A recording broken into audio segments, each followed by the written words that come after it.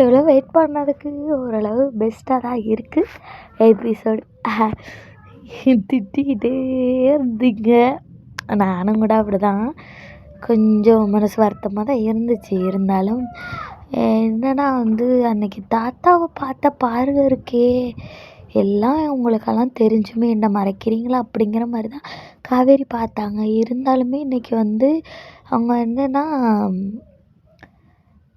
தெரியாத மாதிரி விஜயை யாரையுமே ஞாபகம் இல்லை. ஆனால் மெமரிஸ் கொஞ்சம் அப்படியே வர்ற மாதிரி 5 வருஷம் ஆயிடுச்சு. இருந்தாலும் இந்த 5 வருஷத்தில் ஒரு நாள் கூட அந்த மெமரி வராதா அப்படின்னு சொல்லிட்டு ஏங்கின நாட்கள்லாம் எங்களுக்கு விகா ஃபேன்ஸுக்கு இருக்கும். அதான் என்னென்னா காவேரிக்கு கொஞ்சம் கொஞ்சம் அவங்களுக்கு ஞாபகம் வரும். அதாவது அந்த டிரைவர் கூட விஜய்ன்னு சொல்லிட்டு போனார் அப்படின்னு சொல்லிட்டு நம்ம காவேரி சாரதாம்மாட்ட கேட்குறாங்க.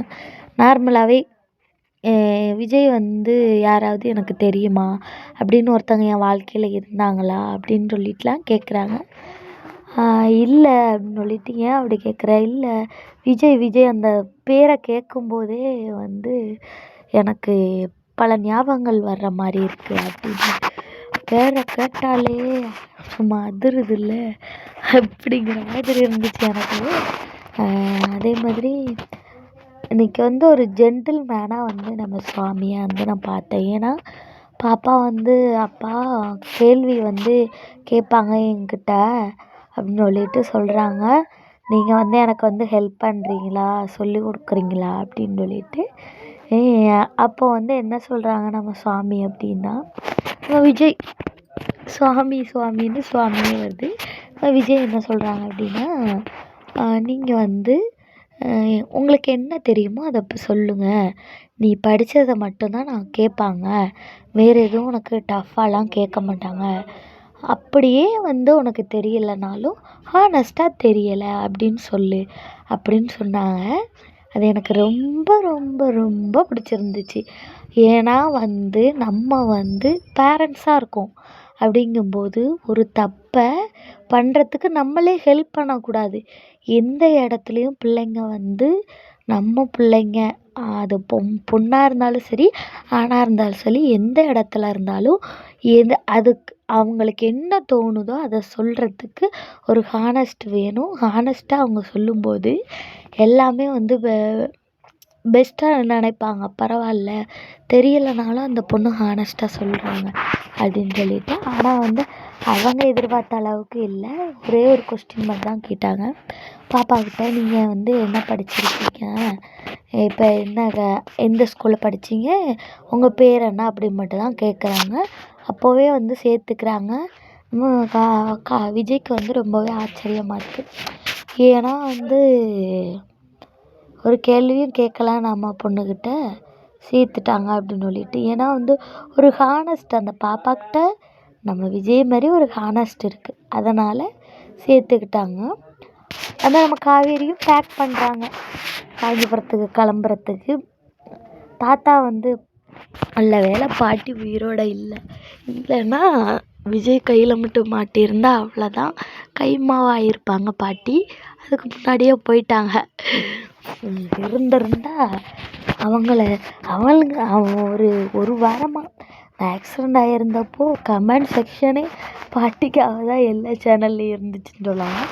ஏன்னா திட்டி தீர்த்துட்டாங்களே பாட்டியை. பாட்டி இப்போ இல்லாததுனால பாட்டிக்கிட்ட சொல்கிறாங்க, விஜயே காவேரி தேடி போவான் அப்படின்னு சொல்லிட்டு இருக்காங்க. பாட்டிக்கிட்ட எமோஷ்னலாக ஃபீல் பண்ணிகிட்ருக்காரு தாத்தா. நான் என்ன சொல்கிறேன்னா, தாத்தானாலும் கொஞ்சம் உண்மையை சொல்லியிருக்கலாம்.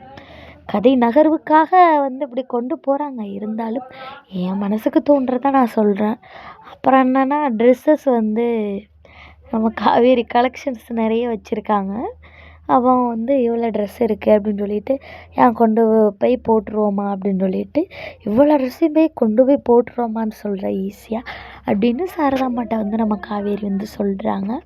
சாரதாம்மாவும் என்ன சொல்கிறாங்க, எல்லார் வீட்லேயுமே அக்கான்னு ஒருத்தவங்க இருக்கும்போது தங்கச்சிக்கு தான் ட்ரெஸ் எல்லாம் போடுவாங்க, அக்கா ட்ரெஸ்ஸை.